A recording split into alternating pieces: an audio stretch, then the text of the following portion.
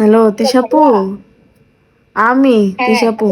হ্যাঁ ওই তুমি ফোন নাম্বার চাইছিলা, তোমার ভাইয়া তো হ্যাঁ, আমি নাই। তো বললাম যে শুনো, তোমার কাছে নাই পূর্ণিমার নাম্বার?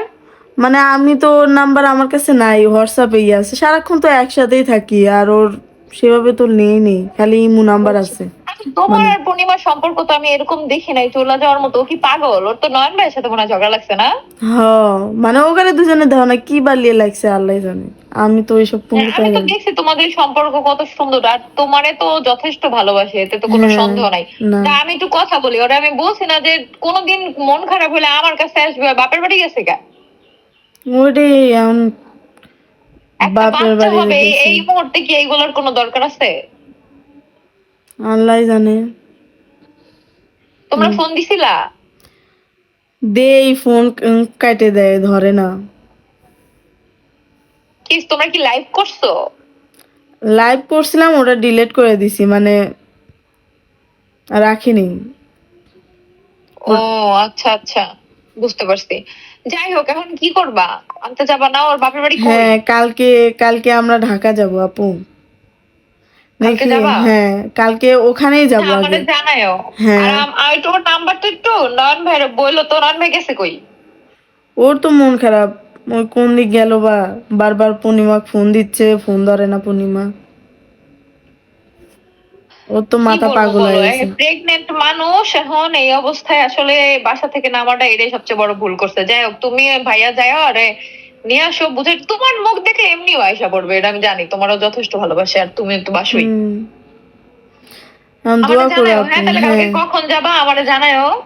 ওখান থেকে তো আমাদের আর কেউ নাই, তোমাদের বাসায় উঠবো নি আপু। আমাদের বাসায় তো উঠবা, এটা হ্যাঁ। কি আবার বলা লাগবে? ওটা তো আমাদের বাসায় আসবা, হুম। পূর্ণিমারে নিয়ে আমাদের বাসায় আইসো, এবার কারণ এনে বসে তোমার আরো সাথে গুলো তোমাদের সাথে কে গেছে। তোমার সাথে যতটুকু আমরা শেয়ার করতে পারি, অন্য কারোর সাথে কিন্তু এভাবে শেয়ার মানে করতে পারি না। তোমার শেয়ার ভাইয়া, করা লাগবে না, হ্যাঁ। অনলাইনে মানুষ বসেই থাকে একজন একজনের বাস দেওয়ার জন্য, কাউকে কিছু হুম। বলা লাগবে না, কিছু না। তুমি আসো কালকে আমাদের বাসায়। ওই যে আগে কি ওইখানে যাবা না আগে হ্যাঁ, আমাদের বাসায় আগে আসবা? ওইখানেই যাব, তারপরে গিয়ে মানে ও সাথে করে একবারে তোমাদের বাসায় আসবো। ঠিক আছে, আর ওরা আমি নিয়ে তারপর আমাদের বাসায় আমি আসে, এখানে এটুকু 2 দিন থেকে আবার 3 দিন থেকে যাবার নেই। মানে আমি বিশ্বাস করি যে আমার সতীন আমাকে দিয়ে আসবে, এটুকু আমার বিশ্বাস, মানে এরা আমারও বিশ্বাস, তোমার মুখ দেখলেও জীবনও না এসে থাকতে পারবে না। আর রাগ যদি, করছে একটু, বুঝো না? সবাই তো এক না, কেউ আছে রাগ করে চলে যায়, নিয়ে আসো ওরা যায়। হ, দেখি। আর ওইবার গেছিলাম না, ওই আমাকে একটা কথাই খালি বলছিল যে কাকুলি, মানে তোর মুখের দিক তাকালি যে কি যে হয়, এত রাগ রাগ করি তাও কন্ট্রোল করে পাই না। এই জিনিসটা যদি এইবারও হয়, আল্লাহর কাছে দোয়া করতেছে যে আমার মুখ বিলে তাকায় যদি এরকম আবার হয়, আল্লাহ তো তুমি। শোনো, তোমার মুখ দেখলে আইসাই পড়বে। আর নয়ন ভাই আসলে আমার কল দিতে বলো তো। নয়ন ভাইয়ের আমি জাস্ট একটা কথাই বলবো, যে আহাদের মতো জানি ভুল করে না। এই আখি যাওয়ার পর কিন্তু আমি আহাদের অনেকবার বলছি যে তুমি আনতে যাও, তুমি আনতে যাও। আমি গেছি কিন্তু আই কিন্তু নিচে আসছিল। আরেকবার তো তোমাকে সবারে নিয়ে গেলাম, দেখলা আহাদ হুম। কি করলো। তো হুম। এই ভুল জানি নয়ন ভাই না করে, আনতে যায়। শোনো, একটা বাচ্চা থাকলে সম্পর্ক অনেক ভাবনা চিন্তা এরপর নষ্ট করতে হয়। হুম। যেহেতু একটা বাচ্চা আসতেছে, ও এখনো দুনিয়ার আলোই দেখে নাই। হ, দেখি, আল্লাহর কাছে দোয়া করি আল্লাহ। তোমারে আমার কিছু বলার নাই, কারণ তুমি ওটা ভালোবাসো, এটা আমি জানি। কিন্তু নয়ন ভাইয়ের বললো দুইজনে তুমি আর নয়ন ভাইয়া যাও, কারণ তোমার কোনো দোষ নাই, এটা আমি 100% শিওর। কারণ তোমাকে দুইজনের ভালোবাসা পিওর, তোমার আর হচ্ছে পূর্ণিমার। আমি চাই না যে ওই মানে ওই গেলি পারে কিরকম, এই যে 2 দিন ধরে নাই, কত যে খারাপ লাগতেছে তিশাপু, মানে। লাইভে কান্না করছো নাকি? আমার ওই যে আমি তো শুটে ছিলাম, আমি অল্প হুম। একটু দেখছি যে লাইভে আসছো। আমি ভাবছি কি শুটটা শেষ করে লাইভটা দেখবো। পরে আমার ওই যে ইরফান বলছে যে যে ই কাকুলি আপু লাইভে কান্না করছে। হুম।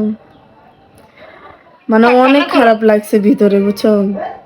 বুঝছি, কান্না করো না, যাও। শোনো, আমার সবচেয়ে চরম বিপদে আমার হাজবেন্ডের মৃত্যু সজ্জায় তোমরা সাহায্য করছো, নয়ন ভাই এসে সাহায্য করছে, ঠিক আছে? হুম। আমি এটা কখনোই ভুলবো না। যদি কোনো হেল্প লাগে আমারে বলবা, যদি আমারও যাওয়া লাগে, এবার তোমরা যাও।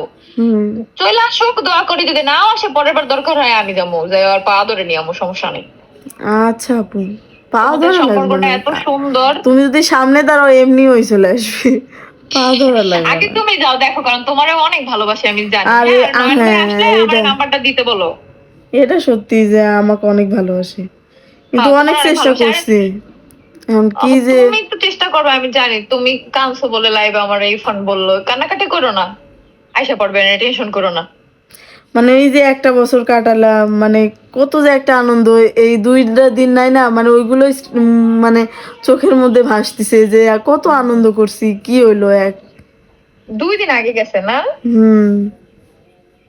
এই একটা ভুল, এটা পূর্ণিমার আমি বলবো যে পূর্ণিমার একটাই ভুল, ও কেন মানে বাসা থেকে বেরোইলো। আমার কথা কি, যাই হোক ঝগড়া হইতেই পারে, ধরলাম জানি নয়ন ভাইয়ের সাথে না, ধরলাম জানি তোমার সাথেই ঝগড়া হয়েছে, ঠিক আছে আমি হুম। ধরলাম সাপোজ, এই জন্য কি বাসা থেকে চলে যেতে হবে? বাসা থেকে চলে গেলে একবার ওই সম্পর্কটা গোছানো অনেক কঠিন।